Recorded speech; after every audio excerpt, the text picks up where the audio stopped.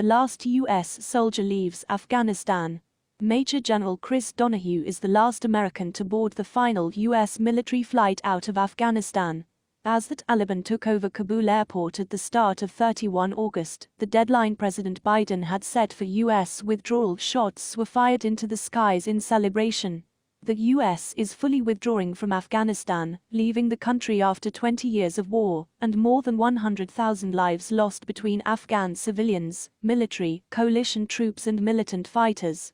In the wake of the pullout, critics from both sides of the political aisle have criticized Joe Biden's decision to end the U.S.'s presence in the country. Mr. Biden has been accused of abandoning the women and girls of Afghanistan, who will likely have their rights repressed under the renewed Taliban. Others have complained that the president did not commit to a nation-building project in Afghanistan, despite the fact that 20 years of investment and trillions of dollars have yielded nothing resembling a transformed and self-sustaining democracy in the country. Afghanistan News Live. Taliban celebrate with gunfire as last U.S. troops leave country after 20 years. To make matters worse, a militant group calling itself ISIS-K has attacked the Kabul airport while U.S. troops were working to evacuate Afghans, U.S. citizens and other individuals from the country. The attacks left more than 60 people dead, including 12 U.S. troops, and 140 injured. The attacks have further polarized the domestic response to Mr. Biden's decision to pull out of the country. The U.S. exit from Afghanistan and the Taliban's return to power has caught U.S. intelligence officials and the public at large by surprise. However, the U.S. has been in the process to varying degrees of success of leaving the country for the past decade. Despite being a popular war in the U.S. in the wake of the September 11 terrorist attacks, the American public cooled on it, seeing little return on their continued investment in a conflict with no clear end in sight. According to a poll conducted by the Chicago Council in July, 70% of Americans supported ending U.S. troop involvement in the country. For many Americans, the emotional investment in the U.S. war in Afghanistan began to fade after the leader of the al-Qaeda terror organization and mastermind of the September 11 attacks, Osama bin Laden, was killed in 2011. 3 years later, then-President Barack Obama announced the beginning of troop drawdowns in the country, proposing that U.S. forces would be fully removed by 2016.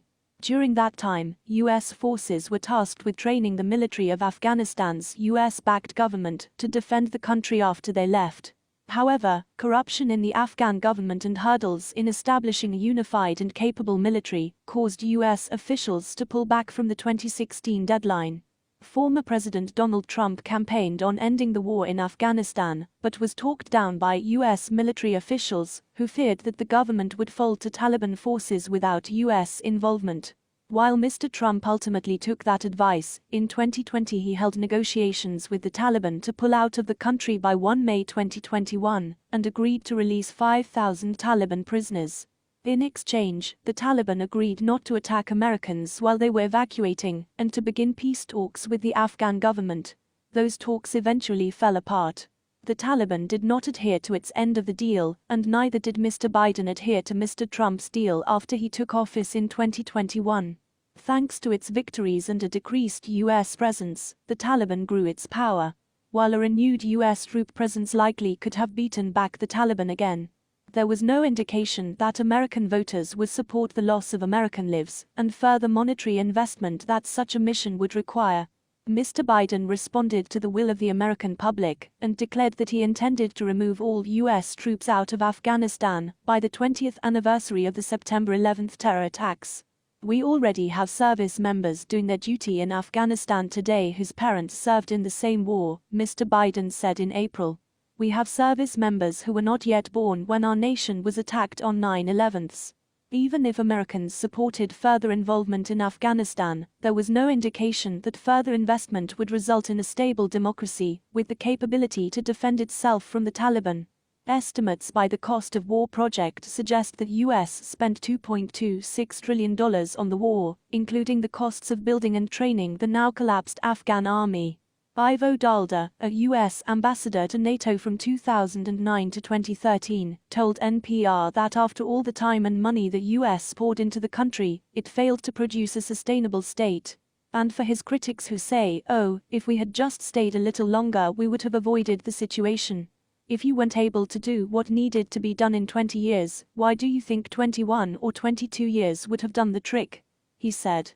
Further, a report from the Special Inspector General for Afghanistan Reconstruction, a U.S. watchdog agency monitoring the U.S. mission in Afghanistan, recently published a report outlining the many failures of the past 20 years. 20 years later, much has improved, and much has not, the report read. If the goal was to rebuild and leave behind a country that can sustain itself and pose little threat to U.S. national security interests, the overall picture is bleak. Between American public sentiment and a lack of real progress toward leaving a sustainable government, it is highly unlikely that Americans would support a renewed effort to spend U.S. lives beating back the renewed Taliban. How many people died in Afghanistan? Since 2001, 2,443 American troops were killed while fighting the war in Afghanistan. An additional 1,144 Allied troops also died, including 457 British Forces personnel or Ministry of Defence civilians. More than 71,000 civilians are believed to have died as a direct result of the war, according to the Costs of War project. The number of civilian deaths is higher than the number of Afghan militants killed, which is estimated at approximately 66,000. Many of the civilian casualties in the country are a direct result of then-President Obama relaxing the rules of engagement for airstrikes in the countries. Under Mr. Obama's covert drone program, civilian deaths skyrocketed. There were 10 times the number of drone airstrikes under Mr. Obama's administration than his predecessor George W. Bush's. Mr. Trump would go on to authorize more airstrikes than both. Further, the CIA trained and armed militant Afghan groups that have been accused of committing brutal human rights abuses against civilians, much like it did with the Contras in Nicaragua during the 1980s. The Afghan landscape is also littered with unexploded ordnance and landmines, which will continue to pose threats to civilians for years. Beyond the lives lost as a direct result of the war, the conflict has contributed to social decimation in the country, with malnutrition, poverty and illness rampant. Deaths among Afghan civilians will likely continue to grow as the Taliban tightens its grip. US-based advocates fear that interpreters and other Afghan nationals who cooperated with the US will be targeted by the Taliban. The US has evacuated more than 5,000 Afghans and is scrambling to find countries willing to house refugees fleeing the Taliban. Why did the US invade Afghanistan? The U.S. war in Afghanistan was immensely popular in the aftermath of the September 11 terror attacks. Emotions were raw in the country, and Americans on both sides of the political aisle responded to the beat of war drums coming from the White House under then-President Bush. Al-Qaeda, under its leader bin Laden, took credit for the attack. None of the 9/11's hijackers were Afghan or Iraqi citizens. Most were from Saudi Arabia, an ally of the U.S. with its own history of human rights abuses. The U.S. maintains a friendly relationship with Saudi Arabia to this day. The leader of the hijackers, Mohammed Atta, was Egyptian. Despite the nationalities of the hijackers, the U.S. focused its attention on Afghanistan, where the hijackers had trained with Al-Qaeda forces.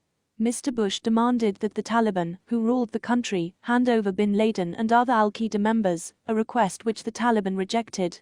Under the banner of the War on Terror, Mr. Bush signed a joint resolution on 18 September 2001, authorizing the use of force against those responsible for the attacks.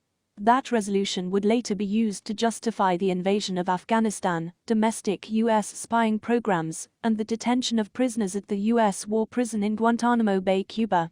Despite an overwhelming U.S. response in Afghanistan beginning in October 2001 that quickly unraveled the Taliban and sent the militants into retreat, the U.S. would ultimately fail to find bin Laden until a decade later. While the U.S. mission remained to root out Al-Qaeda members and hunt bin Laden, the chaos created by the conflict resulted in the U.S. working to establish an interim Afghan government. The U.S. mission expanded to include a nation-building project, including the establishment of a U.S.-friendly military intended to defend the country once the U.S. left.